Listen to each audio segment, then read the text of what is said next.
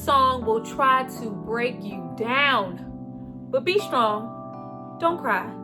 Don't cry. This that Oscar bait cry. Don't cry, y'all.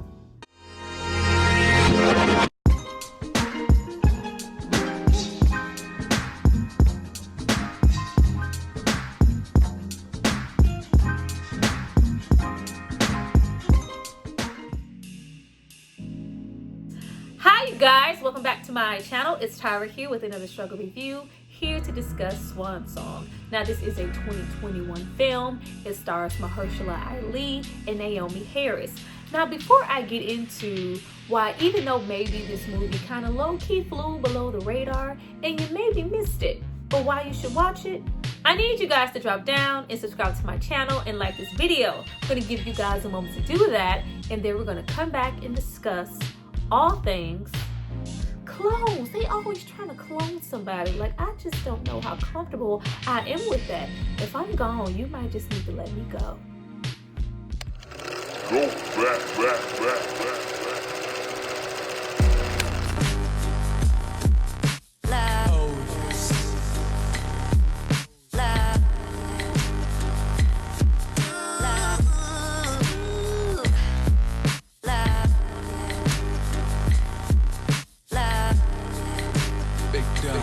Now that you guys have hopefully subscribed to see more of me, let's get into this movie. Now this movie was directed and written by Benjamin Cleary. Now I low-key feel like he has been in the shadows, keeping his foot on other directors and writers' neck. He is really going out of his way to carve out a space for himself. And it's kind of getting to the point where when you see his films, you know that they are his films. He has this certain eye about things, this technique that he has going on. But he has films like Stutterer and Wade and several others. And his identity as a director and a writer is really, really pronounced here in Swan Song. Now, Swan Song is really stylish, it's futuristic, it's beautiful, it's very minimal, but it's also the perfect RAM for something like an AI bot to even exist. But it still feels like now. That is awesome. Now the film is also through Apple. It's an Apple TV original, and I feel like that's maybe why the film didn't get a whole lot of traction and why people just may have never heard of it. But it looks beautiful, and we also have the soundtrack here. It feels real inclusive. You know, we got all these beautiful black people on the screen, and then the director has the nerve to pop off and give us some Moses Sumney. Now, if you don't know, now you know. Moses Sumney has been popping up so much in everything black as far as film is concerned. His music has been used so much. If you see somebody black and you hear some Moses, stuff is about to slap. Look him up. It's beautiful. Now also, if you were anything like me, you saw Swan Song, it was just like, what does that have to do with anything? You were a little pushed away by the title. But me myself, I did not know what the term Swan Song actually meant, and once I looked it up, I was like, oh, this is a beautiful metaphor for the film. It's, you know, considered a grand gesture before retirement, you know, before you bow out gracefully. And when we get into the film, boy, is it a swan song. We have Mahershala Ali and Naomi Harris together here again. We've had them kind of team up and give their energy in Moonlight, and though it may have been really negative and combative in Moonlight, here they completely switch gears as this loving married couple, and they do a really good job in this film. The acting is phenomenal. Now we are introduced to Mahershala Ali here as Cameron. He's terminally ill and he does not have much longer to live. But due to his wife already suffering from the great loss and the death of her twin brother, he wants to spare her, his young son, and his unborn child of the despair, the suffering, the grief by opting to replace himself with an AI clone.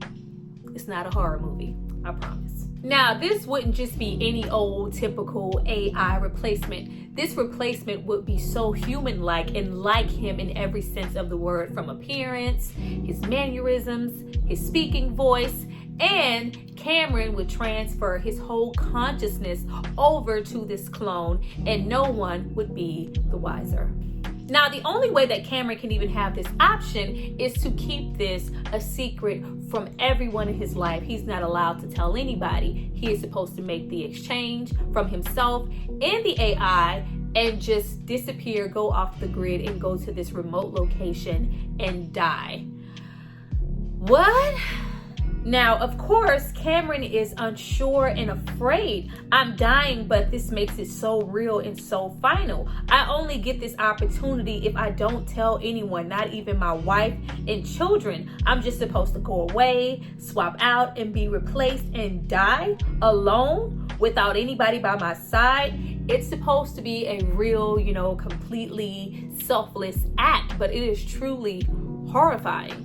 Now, through some really good acting, we really identify with Cameron, his wife, his son, his family. Even though we see him getting sicker and sicker, he's fainting, passing out, coming to, and he's really trying to contain this secret from his family. Of course, if the family even finds out that he's sick and he's terminally ill, the opportunity for him to get the clone is off the table. So he just can't even confide in his wife, and it's truly an uncomfortable situation. Like, it gets all in here, not the titty. In here. Now, Naomi Harris here does a really good job giving us that wife who is completely downtrodden and grief-stricken at the fact of her brother's passing. It's affected their marriage, but now she has hope. She's getting better. They have a baby on the way. She wants nothing more than to repair her family and move on and just be happy with her husband. She is just so convincing and so content. They do a really good job with the pacing here. We get, flashbacks. We get really involved with the family, and we see how much time and love and passion that they have invested in each other. This is truly a happy couple. But as a wife, she can tell that her husband is keeping something from her. And Mahershala Ali is amazing here. He has so much range as an actor. He can easily go from, giving us some ruthless gangster, and then in the next film, he is so soft. Even his tone of voice is different here. He just sounds so broken and hurt at the aspect of not only leaving his family, but not even being able to share it. And we even get to see him display more range because he basically gets to play two different people here. You have Cameron here, who of course is really sick and he's dying, he's ill, he's contemplating, do I really want to do this? He's very unsure. He is just a broken spirit, a hurt man.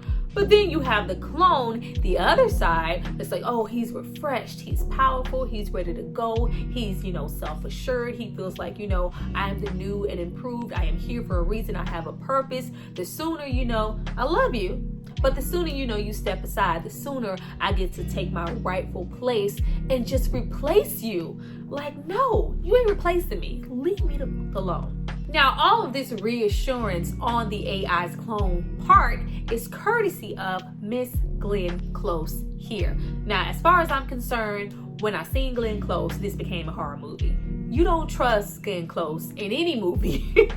You instantly get, the Dalmatians, you get that Fatal Attraction vibe, and it's just like she's up to something. So the film really does have that double meaning of, is this honestly and truly just about him being replaced and this being the best thing for him and his family? But then you also have that aspect of, why does he have to keep it a secret for him to even get this to happen? She is the owner of the facility, and she's coasting Cameron along, making him feel comfortable, giving him an acceptance of, his life expectancy and his situation. But there's always that undertone to the situation of her being equally eager to get her clone out there, with him being one of three. She's really eager to see her creation and keeps informing her clone that he's the one, just trying to give him that reassurance that he is a real person. This is about you. You're about to take, this new walk into life, be out there in the world, be out here with this family. And it's just like, girl, like what are we really trying to do here? Is he really sick?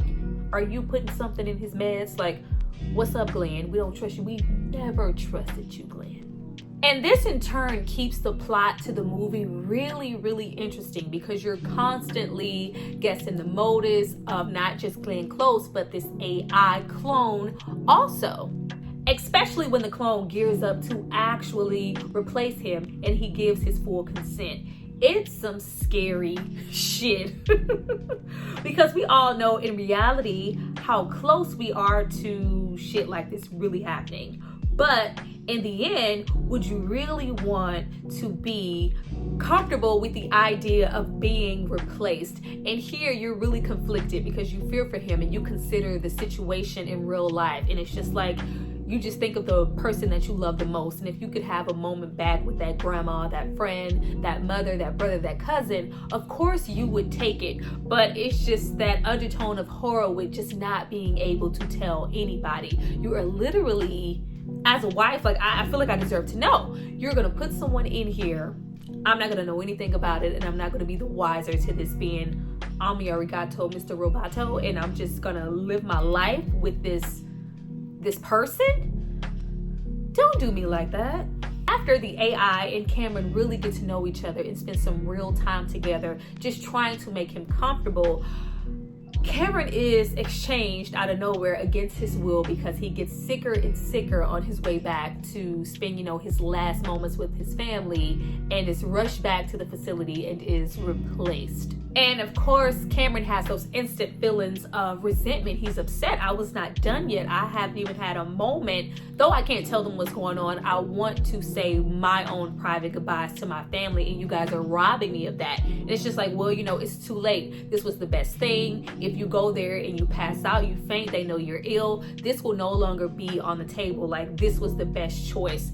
That was scary. Now, of course, he's lashing out and, he feels unfinished.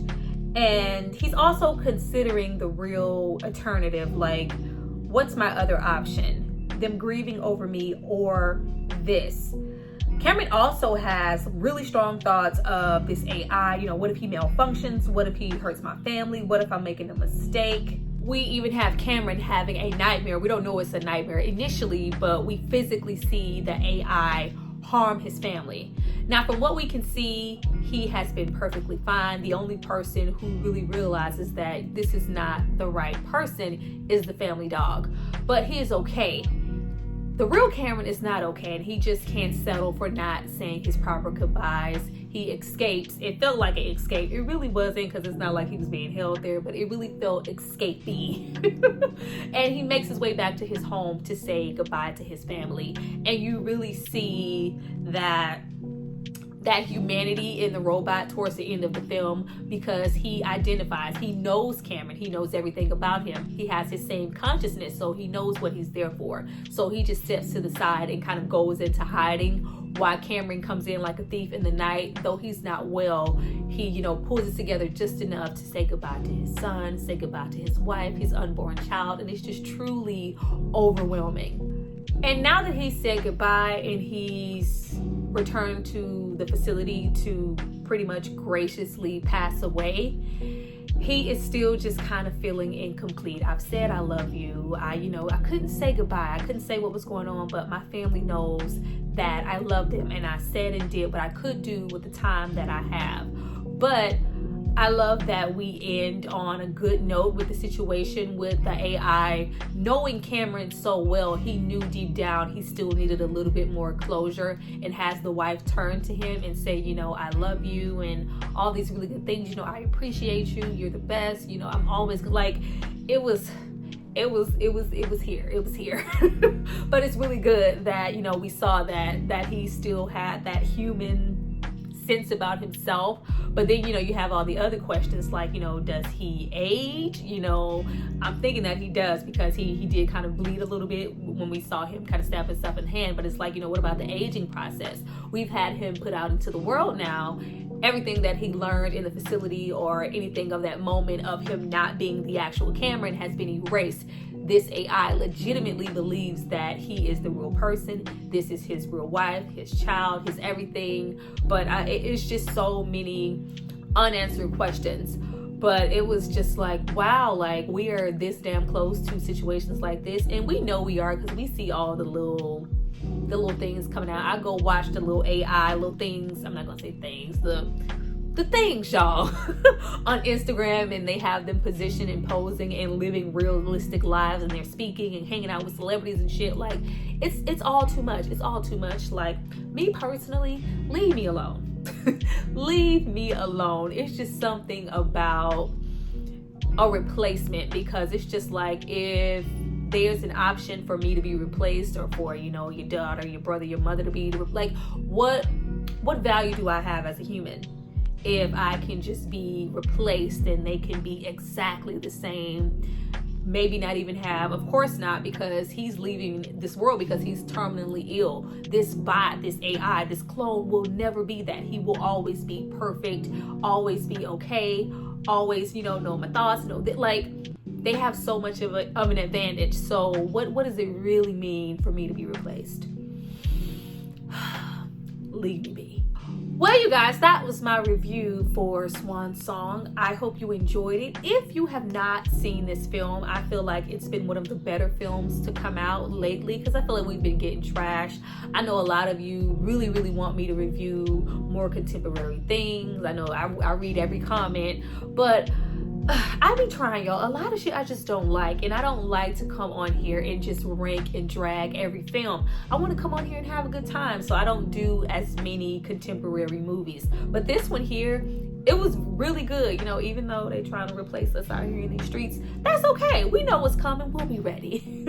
But drop down, leave a comment about how you feel about the film, or if I gave you any enlightenment to even want to go and watch the film. I appreciate you guys for watching this video. I'll see you next time. Bye.